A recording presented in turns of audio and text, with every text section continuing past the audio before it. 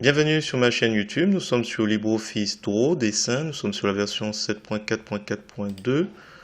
Donc aujourd'hui on va aller sur le site de Wikipédia et on va récupérer cette photo. Alors vous pouvez récupérer une plus grande photo, mais pour aller assez vite, je vais prendre la petite. Donc on clique sur le bouton droit de la souris, on descend sur copier l'image et ensuite on retourne sur LibreOffice Draw pour faire édition, coller. Vous faites CTRL V en raccourci clavier ou vous pouvez aussi faire un clic droit de la souris.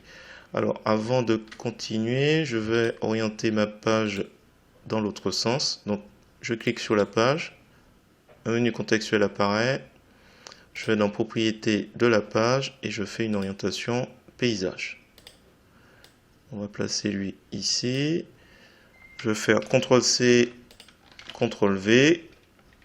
Et avec les flèches de mon clavier, je vais le mettre un deuxième à côté.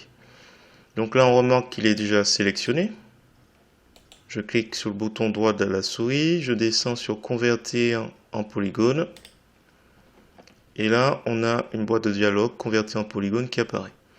Donc si je fais avec nombre de couleurs 10, donc par défaut, ce que ça fait en image vectorielle, j'ai cet aspect-là.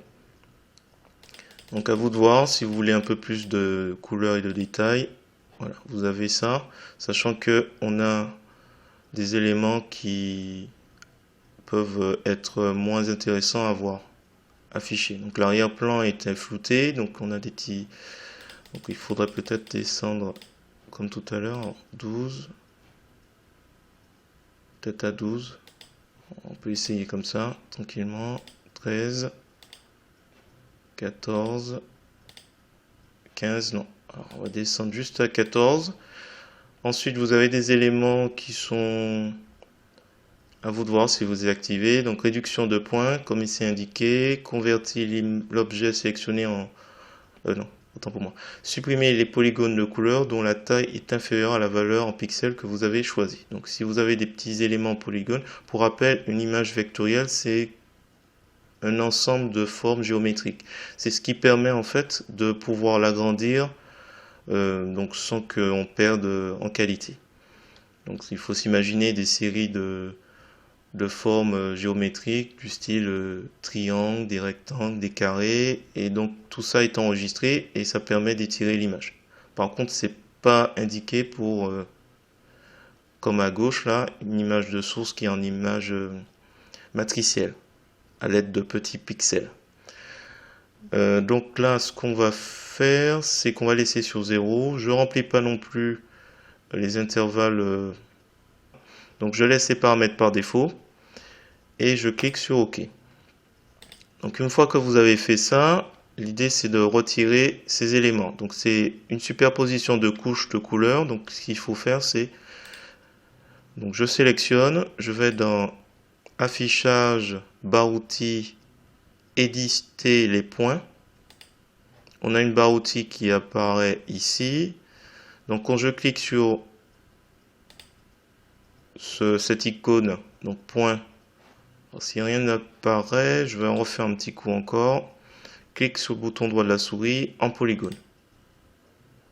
Et normalement, j'active, je réactive.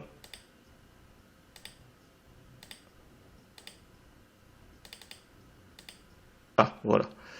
Il y a une petite chose, j'ai pas compris. Bon, c'est pas grave. Donc là, on a une série de petits points. Je vais juste retirer ça.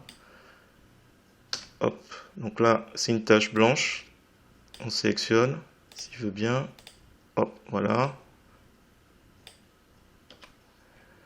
Et en fait, si vous voulez modifier, mais alors on va pas s'amuser parce que ça va être impossible, je vais plutôt aller par là. C'est des points qu'on peut déplacer parce que ce sont des petites formes géométriques. Une superposition de formes.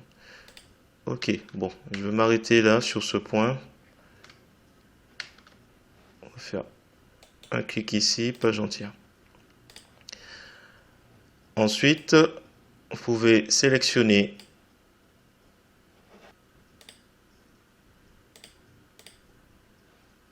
je les active.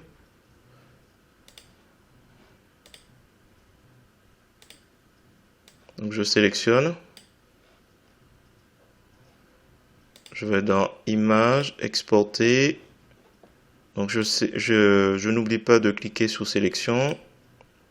Je vais sur SVG. Pelé. Je le remplace. Donc si je vais dans le dossier ressources, il est là. Donc, hop, si je l'ouvre, Microsoft Edge. Donc voilà, si vous avez apprécié cette vidéo, je vous remercie de me mettre un pouce vers le haut et de me laisser un commentaire. Et n'hésitez pas également à vous abonner à ma chaîne pour voir d'autres contenus sur GIMP, LibreOffice ou GMIC. Et sur ce, je vous dis à bientôt.